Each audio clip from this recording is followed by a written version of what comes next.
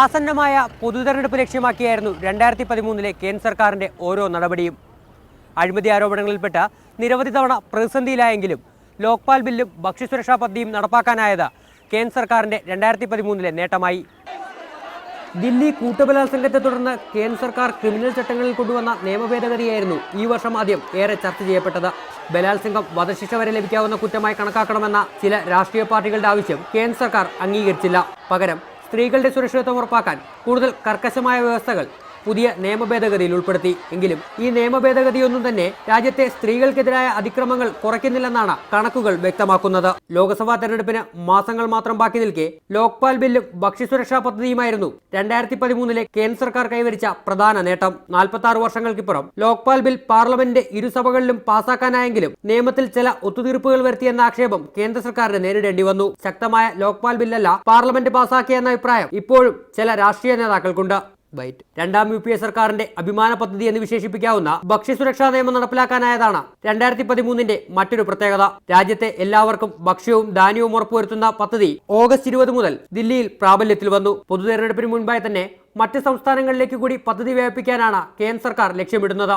പക്ഷേ ഇനിയും പദ്ധതിയുമായി പൂർണ്ണമായി സഹകരിക്കാത്ത കേരളം ഉൾപ്പെടെയുള്ള സംസ്ഥാനങ്ങൾ ചില ഘട്ടങ്ങളിലെങ്കിലും കേന്ദ്ര സർക്കാരിന് തലവേദന സൃഷ്ടിക്കുന്നു. ഭൂമി ഏറ്റെടുക്കലും ജുഡീഷ്യൽ അക്കൗണ്ടബിലിറ്റിയുമാണ് 2013 പാർലമെന്റ് പാസാക്കിയ മറ്റു രണ്ട് പ്രധാന നിയമങ്ങൾ. കേന്ദ്ര സർക്കാരിനെതിരെ തുടർച്ചയായുണ്ടായ അഴിമതി ആരോപണങ്ങൾ പാർലമെന്റ് ഇരുസഭകളിലും ചർച്ചയാക്കാൻ പ്രതിപക്ഷത്തിനായി. കൽക്കരി കുംഭകോണമായിരുന്നു ഇതിൽ ഏറ്റവും പ്രധാനപ്പെട്ടത്.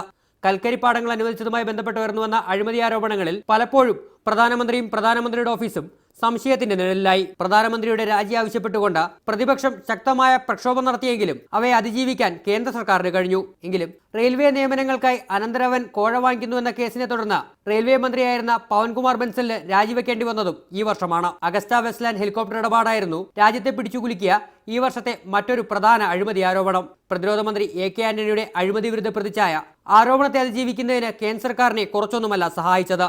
കരാർ റദ്ദാക്കിയും അന്വേഷണം പ്രഖ്യാപിച്ചും വിവാദത്തിൽ നിന്ന് തലയൂരാൻ കേന്ദ്ര സർക്കാരിനായി. 2G സ്പെക്ട്രം ഇടപാടിനെ കുറിച്ച് അന്വേഷിച്ച സംയുക്ത പാർലമെന്ററി സമിതിയും ഈ വർഷമാണ് റിപ്പോർട്ട് ലോക്സഭയിൽ അവതരിപ്പിച്ചത്. പ്രധാനമന്ത്രി ഡോക്ടർ മൻമോഹൻ സിംഗിനും ധനമന്ത്രി P ചിദംബരത്തിനും പൂർണ്ണമായി ക്ലീൻ ചിറ്റ് നൽകുന്ന സമിതിയുടെ റിപ്പോർട്ട് പക്ഷേ പാർലമെന്റിൽ പ്രതിപക്ഷ പാർട്ടികൾ അംഗീകരിച്ചില്ല.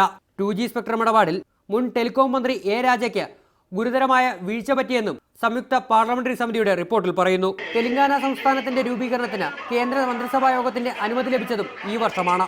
എങ്കിലും സംസ്ഥാന രൂപീകരണം സംബന്ധിച്ച ബിൽ പാർലമെന്റിലെത്തിക്കാൻ 2013 കേന്ദ്ര ആഭ്യന്തര മന്ത്രാലയത്തിനായില്ല. തെലങ്കാന സംസ്ഥാനത്തിനെതിരെയും ഐക്യാന്ധ്രയ്ക്ക് വേണ്ടിയുമുള്ള പ്രക്ഷോഭങ്ങൾ ആന്ധ്രാപ്രദേശിനെ പലപ്പോഴും രക്തകലുഷിതമാക്കി.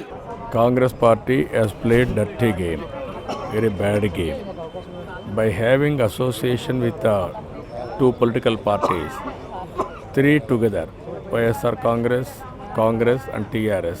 You cannot play with the lives of the people.